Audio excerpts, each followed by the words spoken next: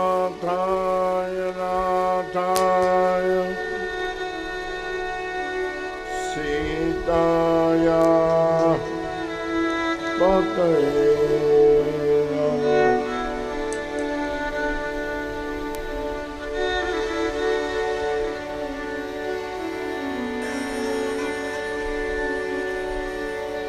भवानी शंकरौ वंदे श्रद्धा विश्वासरूपिणौ याभ्यां विना न पश्यन्ति सिद्धा शान्तस्तमेश्वर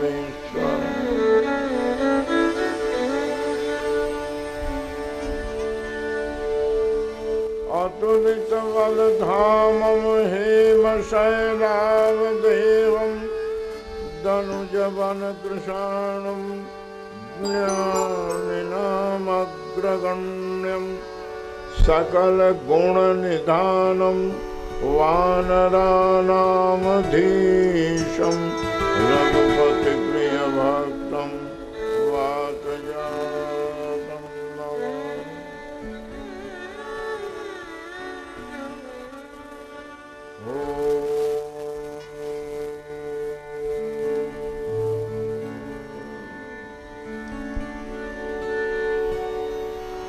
श्री गुरु चरण सरोज रज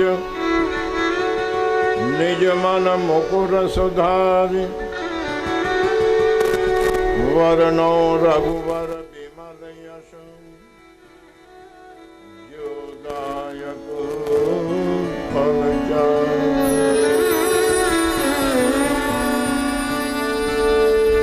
नहीं विद्या नहीं बाहुबल नहीं खर्चन को दाम मौसम पतित पंग की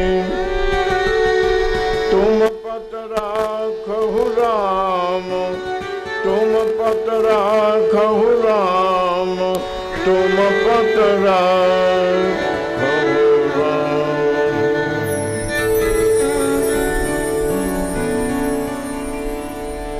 सीताराम सीताराम सीताराम सीताराम सीताराम सीताराम सीताराम सीताराम सीताराम सीताराम सीताराम सीताराम सीताराम सीताराम सीताराम सीताराम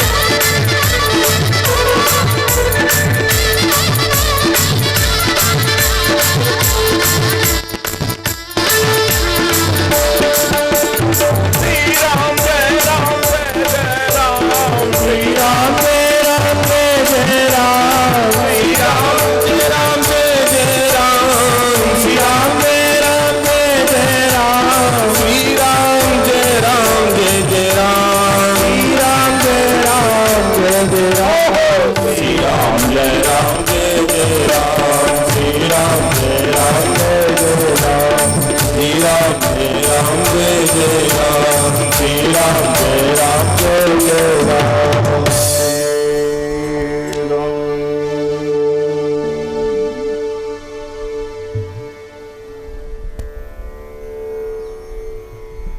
भगवत कथामृत अनुरागी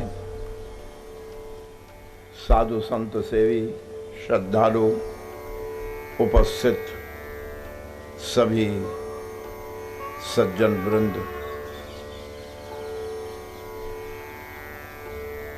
श्रद्धामयी देवियों,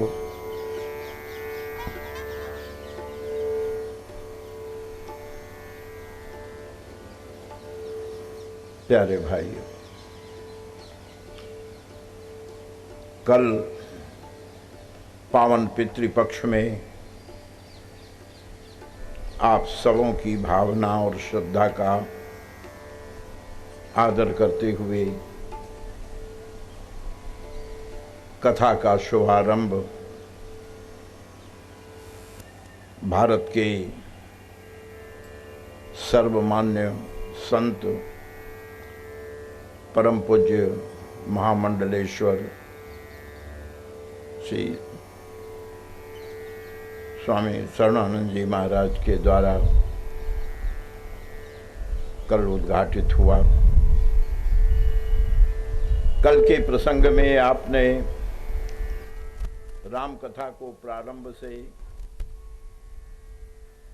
विहंगम दृष्टिपात करते हुए आपने ये प्रसंग का लाभ लिया है कि श्री भरत संपूर्ण परिवार, समाज और प्रजा के साथ चित्रकूट भगवान राम की शरण में उपस्थित होते हैं। प्रभु ने शेषावतार श्री लखनलाल की शंकाओं का समाधान करते हुए लक्ष्मण से यह कहते हुए कि लक्ष्मण, मैं पिता के चरणों की और तुम्हारे सिर की सौगंध खाकर कह सकता हूँ, लखन तुम्हार शपथ पितुआना, सुचि सुबंधु नहीं भरत समाना। यह सुनकर लक्ष्मण कोई भरत के द्रोही तो थे नहीं, परिस्थिति ने उन्हें लक्ष्मण भरत के विरोध में लाकर खड़ा किया था, किंतु भगवान राम के शपथ पूर्वक यह कहने पर कि लक्ष्मण सुनहु लखन बल भरत सरीसा, विधि प्रपंच मह सुनान दीसा। ब्रह्मा के प्रपंच यानी सृष्टि में भरत जैसा भला आज तक देखना तो दूर सुना भी नहीं गया। यह सुनकर श्री लक्ष्मण के मन पर क्या प्रतिक्रिया हुई यह तो बाद की बात है, लेकिन चूंकि भरत भी आ चुके थे, झाड़ियों में राम लखन के संवाद को सुन रहे थे। जब राम जी ने भरत के लिए शपथ पूर्वक ऐसा कहा, भाव बेवल होकर भरत वहीं झाड़ियों में ही पाही नाथ कही पाही गोसाई, भूतल पड़े लकुट की डाई। और भगवान श्री राम ने लक्ष्मण के द्वारा यह कहने पर कि भरत प्रणाम करत रघुनाथा, भगवान अधीर होकर उठे और भरत को बरवस लिए उठाई। और निषाद के द्वारा यह ज्ञात होने पर कि केवल भरत नहीं, पूरा परिवार और गुरुदेव आए गए। गुरुदेव का आना सुनकर भगवान राम शत्रुघ्न को सीता के पास छोड़कर लक्ष्मण भरत सहित किस तरह नीचे उतरकर गुरु को प्रणाम करते हैं। परिवार के विशिष्ट लोगों को और मुख्य लोगों को साथ लेकर गुरुदेव के साथ ऊपर शिखर पर पहुंचे। और गुरुदेव ने जब पिता की मृत्यु का समाचार राम को दिया तो भगवान राम संसारी दृष्टि से पिता के लिए शोक प्रकट करते हैं। कहते हैं, पिता ने मेरे प्यार में ही प्राण दिया, मरण हेतु निज मरण हेतु निज हेतु विचारी, मेरे पिता के मरने का और कोई कारण नहीं है, सिर्फ मुझ पर अधिक लगाओ। यही तो कैकेयी ने भी कहा था। जब राम कोप भवन में पहुंचे और पिता की हालत देखी तो राम जी कैकेयी से कहते हैं, मां ये पिता को ऐसी स्थिति रात रात में कैसे हो गई? कहू मोहि मातु तात दुख कारण, मुझे माता पिता के दुख का कारण बताइए। तो कैकेयी ने व्यंग से यही कहा था कि राम तुम्हारे पिता के दुख के कारण तुम हो। मैं कैसे हूं? तो कैकेयी कहती है, सुनहु राम सब कारण येहू कि राजहि तुम पर बहुत स्नेह। ये बहुत खराब है। इनके 4 बेटे थे। एक बेटा 12 साल से परदेश में पड़ा है, लेकिन इनकी पेशानी पर कोई सिकुड़न नहीं है। और एक बेटा बाहर जाने की अभी बात हो रही है, अभी गया नहीं है, और ये मरने को तैयार बैठे हैं। इसके माने क्या है? इनका पुत्रों के में विषमता है, और यह विषमता ही इनके मृत्यु का कारण है। सुनहु राम सब कारण येहू कि राजहि तुम पर बहुत स्नेह। प्यारे प्रभु प्रेमियों, भगवान राम 2 दिनों तक पिता के लिए दुख प्रकट करते हैं, और यही पितृपक्ष का महत्व है। प्राय लोग कहते हैं ये जो पितृपक्ष में ब्राह्मणों को हम भोजन कराते गए, हलवा पूड़ी मिठाई, तो क्या ये हमारे पुरखाओं को मिलता है? मिलता है तभी तो भोजन कराते हैं। तो जो हम भोजन कराएंगे वो पुरखाओं को मिलेगा? बोले हाँ। तो मेरे दादाजी अफीम बहुत खाते थे, तो हम तो ब्राह्मण को भोजन के साथ अफीम भी खिलाएंगे, क्योंकि दादाजी को खिलाना है। ऐसा नहीं होता। विनिमय का तरीका है। एक देश से दूसरे देश की करेंसी नहीं चलती है, तब उसका एक्सचेंज किया जाता है, फॉरेन एक्सचेंज होता है। तुमने यहाँ जो लड्डू पेड़ी धरती का खिलाया, लड्डू पेड़ा मलाई बर्फी, ये पितरों को नहीं पहुंचता है, तो पितृलोक में जो सिक्का चलता है उसमें वो एक्सचेंज होके उनको मिलता है। धरती पर दूसरा सिक्का चलता है, पितृलोक में दूसरा सिक्का चलता है, देवलोक में दूसरा सिक्का चलता है। सभी स्टेट के अपने अपने, अभी नेपाल का भी अपना सिक्का है मेरे भाई। तो कहने का मतलब ये कि धरती पर हम जो भी ब्राह्मण को खिलाते हैं वो पदार्थ उनको नहीं मिलता, तो उस पदार्थ का पितृलोक में जो मूल्य है वह मूल्य उन्हें प्राप्त हो जाता है। इसीलिए हम श्रद्धा पूर्वक श्राद्ध के माने ही श्रद्धा की है। भगवान राम ने 2 दिनों तक लोक मर्यादा का पालन करके बड़े पुत्र होने के नाते पिता के लिए शोक प्रकट किया। और गोस्वामी जी कहते हैं कि भाया शुद्ध दुई बासर बीते। 2 दिन के बाद जब भगवान मंदाकिनी स्नान करके पिता को तर्पण जल दान देकर अपने को पवित्र अनुभव करते हैं, तब अब भगवान को फिक्र हुई कि अब आगे होगा क्या। क्यों? अगर पहले भरत ने कह दिया, बहुत ध्यान से सुनिए, कि अगर पहले भरत ने कह दिया कि भैया अपराध क्षमा करो, घर लौटो, मैं मना कैसे करूंगा। अतः भारत के कहने के पहले ही कोई न कोई व्यवस्था होनी चाहिए। तो भगवान राम करते, जरा ध्यान दीजिए भारत के महत्व को, यानी भारत के विरुद्ध भगवान राम गुरुदेव से मिलकर षड्यंत्र करते। क्योंकि भारत ये प्रण करके आए हैं अयोध्या से। क्या? रामायण के प्रेमी ध्यान दें, भरत जिस समय अयोध्या से चले थे तो लोगों ने पूछा था कि किस भरोसे पर आप जा रहे हैं, आपको कैसे विश्वास है कि आपके कहने से राम लौट आएंगे। क्यों? जब पिता नहीं लौटा सके पिता ने प्राण दे दिया लेकिन राम नहीं लौटे। गंगा किनारे सुमंत ने माथा पटक पटक कर विनती की तो राम नहीं लौटे। तो फिर आप किस भरोसे पर जा रहे हैं? तो उस समय भरत ने कहा था, मैं जानता हूं आज सब कुछ मेरे खिलाफ है, यद्यपि जन्म कुमातुते, और मैं सठ सदा सदोष।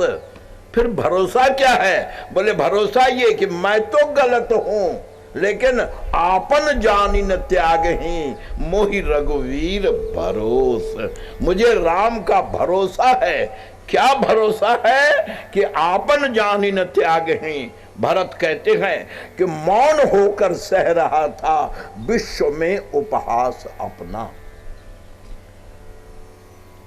ननिहाल से आए तो प्रजा देखती नहीं है, मुंह घुमा लेती है, लोग नफरत करते हैं, लेकिन भरत ने किसी को जवाब नहीं दिया। भरत कहते हैं मौन होकर सह रहा था विश्व में उपहास अपना, आंसुओं को मसी बनाकर, स्याही आंसुओं को मसी बनाकर लिख रहा इतिहास अपना। किंतु जब से राम प्रभु ने शरण चरणों में दिया है, राम की न आपन जब ही ते, भयों भुवन भूषण तब ही ते, ये भरोसा है मेरा। और भरत कहते हैं प्रजा के सामने मैं वादा करता हूं कि राम मिलेंगे जंगल में तो उनको लेकर के ही अयोध्या लौटूंगा।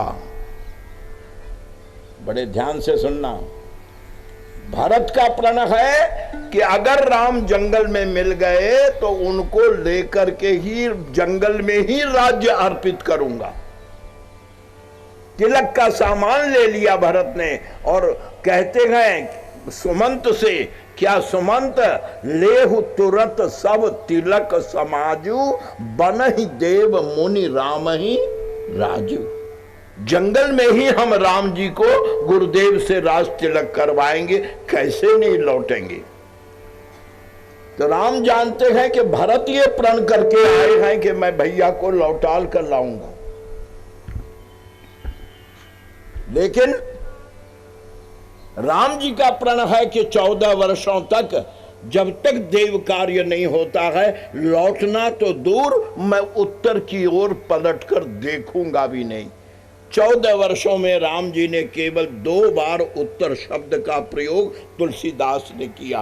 एक तो जब भरत आ रहे हैं तब राम चौंक कर उत्तर दिशि देखत भये, और दूसरी बार लंका विजय के बाद जब विमान पर बैठे तब कहते उत्तर दिशि ही विमान चलावा। यानी 14 वर्ष में केवल 2 बार उत्तर शब्द है, वरना आगे चले बहुरी रघुराय, कभी मुड़कर नहीं देखा। तो राम का प्रण है कि मुड़कर नहीं देखूंगा, और भरत का प्रण है कि लौटाल कर लाऊंगा। अब इस कसम कस में राम जी सोचते हैं कि अगर भरत ने लौटने को पहले कह दिया तो मैं मना नहीं कर पाऊंगा। तब राम जी ने किया क्या? गुरु जी से कहते, गुरु जी हाँ, अब तो हमारी इज्जत आपके हाथ। भय शुद्ध दुई बासर बीते, बोले गुरुसन राम पीरीते। राम जी गुरुदेव से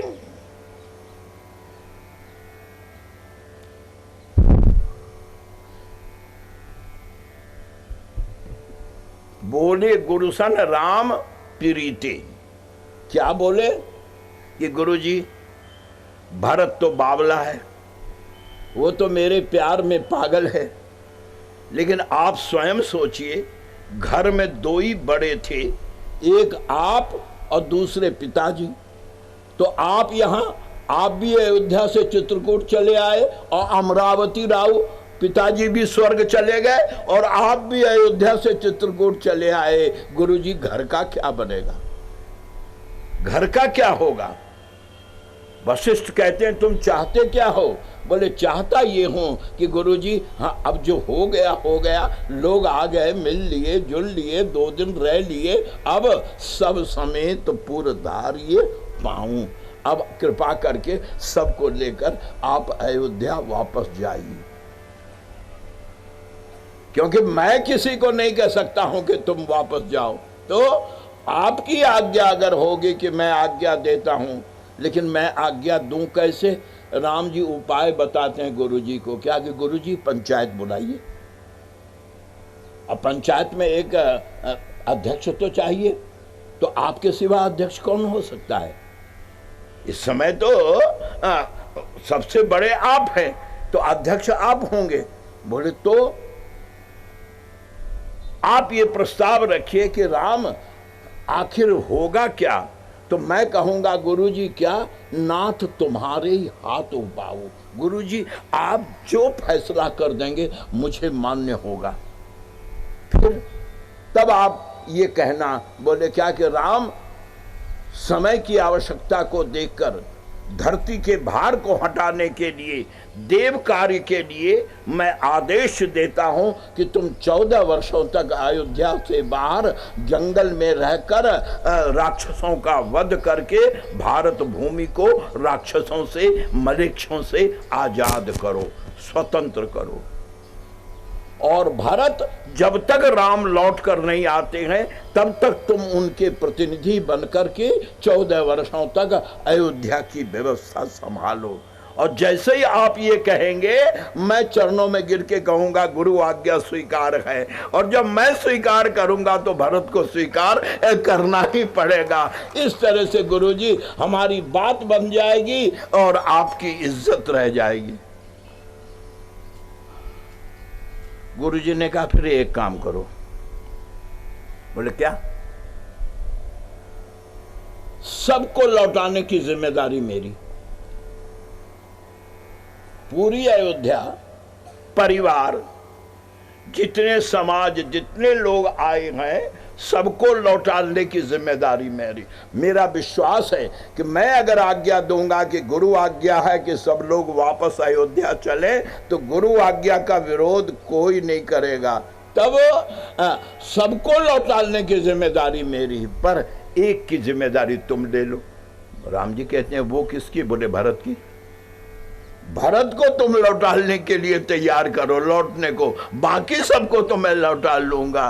राम जी कहते हैं गुरुजी यही तो म्याऊं का ठौर है, वही तो मैं लाचार पड़ रहा हूं, क्योंकि भरत के सामने मैं कुछ कह नहीं पाऊंगा। मोरे ही प्रभु अस विश्वासा, राम ते अधिक राम कर दासा। इसलिए गुरुदेव भरत के सामने तो मैं कुछ भी नहीं बोल पाऊंगा, आप कोई उपाय करें। गुरुजी ने कहा ठीक है, मैं पहले भरत से राय कर लेता हूं, अगर उनका कुछ रुख देखूंगा तो आपके पास लेकर आऊंगा। और गुरुजी ने राम के जाने के बाद, प्यारे भक्तों अब बड़े ध्यान से सुनना, ये घर घर की कहानी है। हर घर में पारिवारिक संघर्ष होता है, लेकिन उसे निपटाने का तरीका क्या है, बड़े को क्या करना है और छोटे को क्या करना है, गोस्वामी जी इस प्रसंग के द्वारा हम लोगों को शिक्षा देते हैं। प्यारे प्रभु प्रेमियों, श्री वशिष्ठ जी ने सब लोगों को भरत के साथ बुलाया और बुलाकर कहा देखो भाई, ये बात तो तय है कि राम जी की मर्जी के विरुद्ध कोई चल नहीं सकता। सब लोगों ने कहा पत्ता नहीं हिल सकता, चलने की बात आप क्या करते हैं, राम जी की मर्जी के बिना तो पत्ता नहीं हिल सकता। गुरु जी कहते हैं वही तो मैं कह रहा हूं कि राम रजाए शीस सब ही के। राम की इच्छा सर्वोपरि है। हाँ, आप लोग मानते हैं? जी हाँ, इसमें न मानने की कहां बात आती है, ये तो सिद्धांत है। तो वशिष्ठ गुरुदेव कहते हैं अगर आप लोग ये मानते हैं कि राम की इच्छा सर्वोपरि है, तो अभी अभी राम जी ने मुझसे ये कहा है कि मैं सब लोगों को लेकर अयोध्या वापस जाऊं, क्योंकि यहाँ लोगों को कष्ट हो रहा है। राम जी की इच्छा है कि सब लोग लौट चलें। अब किसी का विरोध, अब भला कौन विरोध करता? जब राम जी की इच्छा है सब चुप। जब सब चुप हुए अब वशिष्ठ जी भरत से कहते हैं कि भरत, तुम तो बड़ी लंबी चौड़ी बात करके अयोध्या से आए थे कि जहां राम मिलेंगे वहीं उनका तिलक करके उनको लौटाल के लाएंगे, लेकिन हम लोग तो अब खाली हाथ लौट रहे हैं। तो भरत, मैं ये जानना चाहता हूं कि तुमने जो राम को लौटालने की बात कही थी, कुछ ताकत भी थी, तुम्हारे भीतर कोई योजना भी थी, या कोरी भावुकता में कह करके चले आए थे? है कोई उपाय राम को लौटालने का? तुमने कहा था राम मिलेंगे तो उनको लौटाल कर लाएंगे, तो अब राम तो मिल गए, लेकिन वो तो लौटने को तैयार नहीं है। हम लोगों को लौटना पड़ रहा है। तो हम तुमसे पूछते हैं क्या, कही विधि आवद चलहि रघुराऊ, कहु भरत का करिए उपाऊ। भरत, कैसे राम लौटेंगे? तुमने तो कहा था हम लौटाल के लाएंगे, क्या कोई उपाय है? लोगों ने सोचा कि भरत लज्जित होंगे, लेकिन भाइयों, यही भरत का चरित्र है। बड़े ध्यान से सुनना। जैसे गुरु ने कहा, कहो भरत का करिए उपाऊ। प्यारे प्रभु प्रेमियों, गोस्वामी जी महाराज कहते हैं, भरत गुरु की ये बात सुनकर के चौंके, हाथ जोड़कर कहते हैं, गुरु जी एक बार फिर कहिए, क्या कहा आपने? बोले, हम लोग अब खाली लौट रहे हैं, राम तो नहीं लौट रहे हैं। तुमने कहा था मैं राम को लौटाल कर आऊंगा, तो कोई उपाय है? भरत कहते हैं, ये आप मुझसे पूछ रहे हैं? बोले, और किससे पूछूं? तुमने ही कहा था कि मैं लौटाल कर लाऊंगा, तो तुमसे ही पूछना है कि कहो भारत का करिए उपाऊ। क्या है उपाय राम को लौटालने का? प्यारे प्रभु प्रेमियों, लगता यह था कि वशिष्ठ की इस बात से भरत लज्जित और मौन हो जाएंगे। क्यों? कि उनके पास कोई योजना तो है नहीं राम को लौटालने की। वो तो विश्वास पर आए थे। और याद रखिए, जब आदमी का विश्वास मिट जाता है तो केवल श्वास चलता रहता है, जिंदगी खत्म हो जाती है। जिसका मनोबल टूट गया फिर वो जिंदा नहीं रह सकता। आशा ही जीवन है, निराशा ही मृत्यु है। तो गोस्वामी जी महाराज कहते हैं, भारत का ये विश्वास था कि आपन जान इन त्याग ही मोहि रघुवीर भरोस। लेकिन आज विश्वास पर चोट करते हुए वशिष्ठ ने कहा, कहो भरत का करिए उपाऊ। अब क्या उपाय है राम को लौटालने का? लेकिन वाह, धन्य गोस्वामी। गोस्वामी जी कहते हैं कि अगर भरत का जन्म नहीं होता तो धर्म की समस्याओं का हल हमें कौन बताता। गोस्वामी जी कहते हैं कि जो न होत जग जन्म भरत को,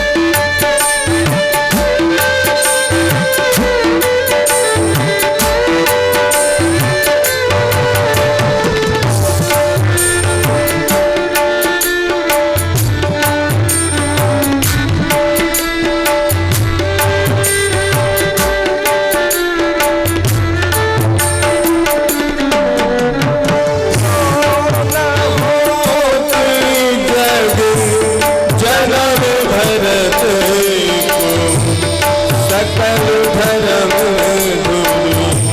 धरनी धरत। वशिष्ठ ने जैसे ये कहा कि कहो भरत का करिए उपाऊ, भरत हाथ जोड़कर कहते हैं, गुरुजी आप मुझसे उपाय पूछ रहे हैं? यही तो मेरा दुर्भाग्य है। भरत कहते हैं मां को कलंक लगा ये मेरा दुर्भाग्य नहीं, पिता की मृत्यु हो गई ये मेरा दुर्भाग्य नहीं, राम जंगल चले गए ये मेरा दुर्भाग्य नहीं। दुर्भाग्य तो ये है कि आज गुरु चेले से उपाय पूछ रहा है कि उपाय बताना गुरु का काम होता है, उपाय पर चलना चेले का काम होता है। लेकिन आज पहली बार ये सुनने को मिल रहा है क्या, गुरु चेले से कहते हैं कि समस्या का उपाय क्या है। गुरु जी उपाय बताना तो आपका काम है, मेरा काम नहीं है। मेरा काम था संकल्प लेना कि राम को लौटाना है। अब इस संकल्प की पूर्ति का उपाय क्या है, ये जिम्मेदारी आपकी थी, मेरी नहीं थी। और सही कहूं क्या गुरुजी, जैसे आज आप अपनी जिम्मेदारी पालन न करके मुझसे उपाय पूछ रहे हैं, वैसे ही जिस दिन राम को भवन से जंगल, बड़े ध्यान से सुनना, राम को भवन से जंगल गए थे, उस दिन भी अगर आपने अपने कर्तव्य का पालन किया होता तो अयोध्या न उजड़ती, न परिवार बिखरता, न राम जंगल जाते, न पिता की मृत्यु होती। मैंने क्या किया? वशिष्ठ कहते मैं क्या कर सकता था? कैकेयी ने मांगा और दशरथ ने दिया, उसमें मैं क्या कर सकता था? वशिष्ठ से भरत जी कहते हैं आप बहुत कुछ कर सकते थे। क्यों? मांगा कैकेयी ने जरूर, लेकिन मांगने में एक गलती कर गई थी, उसका लाभ आपको उठाना चाहिए था। क्या? उसने अपने वरदान को क्रम दिया था। कैकेयी के शब्द हैं, सुनौ प्राणपति भावत जी का देहु एक वर। नंबर 1 पहला वर ये दो कि भरत का राज्य, और दूसर वर्ड है कि दूसर वर मांगो कर जोरी, पूर्वहु नाथ मनोरथ मोरी, तापस वेश विशेष उदासी, 14 वर्ष राम। ये दूसरा वरदान है। और पहला वरदान क्या है? पहला वरदान सुनो प्राणपति भावत जी का देहु एक वर भरत टीका। बोले पहला वरदान कैकेयी ने मांगा था भरत का राज्य, और दूसरा वरदान मांगा था राम का वनवास। लेकिन आपके मौजूद रहते अन्याय हो गया। क्यों? पहला हुआ नहीं और दूसरा हो गया। क्या मतलब? आपको यह कहना था कि कैकेयी तूने मांगा और मैंने दिया, मेरे शिष्य दशरथ ने तुझे वरदान दिया, लेकिन वरदान कानून से मिलेगा। क्या? तूने पहला वरदान भरत का राज्य मांगा, दूसरा वरदान राम का वनवास मांगा, तो पहले भरत का राज्य होगा तब राम का वनवास होगा। और राज्य के लिए मुझे बुलाया जाता, राज्य के लिए मुझे बुलाया जाता। अब फिर आप पूछते कि भरत अब तक तो मैंने संभाल के रखा, अब क्या उपाय है? तब मैं उपाय बताता। अब उपाय पूछ रहे। मौके पर आप मौजूद थे, मौके पर मैं मौजूद नहीं था। गोस्वामी जी कहते हैं भरत के इस व्यंग को सुनकर वशिष्ठ की हालत क्या हुई? मैं नहीं कहता हूं, जिसको मुकदमा करना हो तुलसीदास पे करना, मैं तो केवल कह रहा हूं। तुलसीदास जी महाराज कहते गए भारत के इस उत्तर को सुनकर क्या कि पूछिए मोहि उपाय, अब गुरु होकर चेले से उपाय पूछ रहे हैं, सो सब मोर अभाग। ये सुनकर भरत वशिष्ठ की हालत क्या हुई? गोस्वामी जी कहते हैं कि भारत महामहिमा जल राशि। भारत क्या है? अपार समुद्र। और मुनि की बुद्धि अब क्या है? गोस्वामी जी कहते हैं कि भारत अमित महिमा जल राशि, मुनि मति तीर ठाढ़ी अवलासी, अरे गाच है पार। अब वशिष्ठ की बुद्धि भारत के समुद्र को पार जाना चाहती है, पर गाच पार जतन बहु हेरा, पर पावती नावन मोहित मेरा।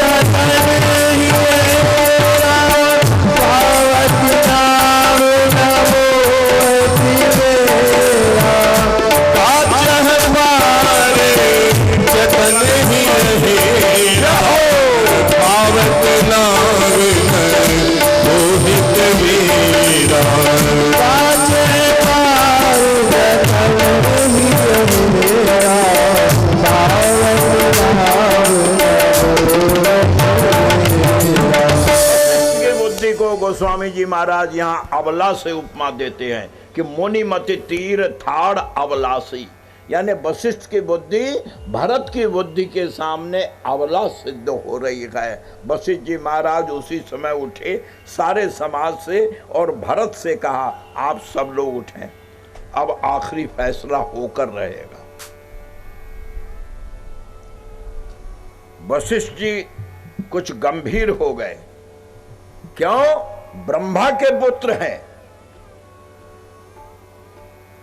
ब्रह्मा की इच्छा को भी टाल सकते हैं वशिष्ठ, लेकिन आज उनकी बुद्धि अबला के समान।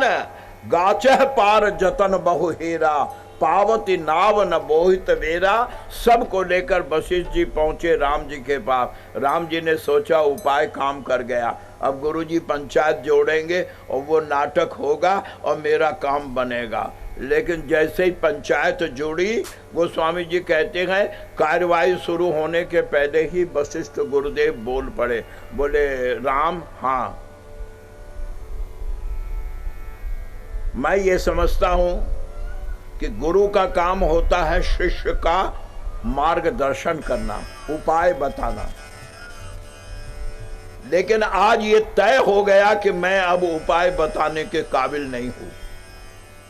मेरी बुद्धि अबला के समान असहाय हो गई है, और जब मैं जिस पद पर हूं उस पद की क्षमता मुझ में अब नहीं है, तो उस पर बने रहना ये अनैतिक होगा। राम जी कहते क्या मतलब? बोले मैं त्याग पत्र देता हूं। अब मैं गुरु के स्थान से, उपाय बताने वाले के स्थान से त्याग पत्र देता हूं। राम जी कहते हैं ये आप क्या कह रहे हैं? नहीं नहीं, नात तुम्हारे हाथों बाबू, उपाय तो आपके हाथ में है, हम तो बच्चे हैं, बड़े तो केवल आप हैं, आप जैसा कहेंगे वैसा होगा। लेकिन आज राम की एक न चली। वशिष्ठ गुरुदेव कहते हैं ये सब कुछ नहीं, अब तो सीधी बात है, क्या मैं हटता हूं, अब दोनों भाई आमने सामने बैठकर बात कर लो, किसी तीसरे की जरूरत नहीं। और भाइयों ये केवल एक बात ये गांठ बांध लीजिए, पारिवारिक दो भाइयों के बीच के संघर्ष में, दो भाइयों के बीच की समस्या में जब तक तीसरा आदमी, चाहे वो गुरु ही क्यों न हो, जब तक तीसरा आदमी रहेगा तब तक समझौता कभी नहीं हो सकता है, कभी नहीं हो। अब तीसरे के हटते ही blood is thicker than water, खून जोर मारेगा, दोनों उबलेंगे, लड़ेंगे, झगड़ेंगे, रोएंगे, पिट जाएंगे और पीट भी लेंगे, लेकिन बात बन जाएगी। और जब तक तीसरा बीच में रहेगा वो नमक मिर्च इधर का उधर, उधर का इधर करता रहेगा, समझौता दो भाइयों में कभी हो ही नहीं सकती। गुरुदेव ने आज अपने को भरे समाज में दो भाइयों के संघर्ष से अपने को अलग कर लिया कि कहते हैं राम अब तुम जानो और भरत, और भरत से गुरु कहते हैं क्या कि भरत तुमने कहा था कि मैंने रहते हुए बात बिगड़ने दी, तो अब जितनी बिगड़ी थी वो मैंने बना दी, क्या राम से सीधी बात करो, कृपा सिंधु प्रिय बंधु सन कहो हृदय के बात। राम जी कहते गुरु जी ये तो आपने ठीक कहा, लेकिन एक बात कहूं, अब तक ये समस्या की फाइल आप देख रहे थे, अब आप अगर रिजाइन करते हैं, त्याग देते हैं, तो त्याग पत्र देते समय अपनी सम्मति तो आपको देनी होगी कि अब तक इस समस्या पर मैंने ये विचार किया है और मेरी राय से ये उपाय हो सकता है। आप अपनी राय तो देंगे। बोले हाँ राय दे सकता हूँ। तो राय क्या है? श्री भरत को क्षमा करें, श्री वशिष्ठ ने यहाँ पर राम जी को 5 राय दी। ये 5 में से एक भी अगर आप कर ले तो समस्या का हल हो जाएगा। वो क्या राय है? बड़े ध्यान से सुने। वशिष्ठ जी महाराज कहते हैं मेरी पहली राय तो ये है, क्या कि मोरे जान, मेरी समझ में मोरे जान माने मेरी समझ में, मोरे जा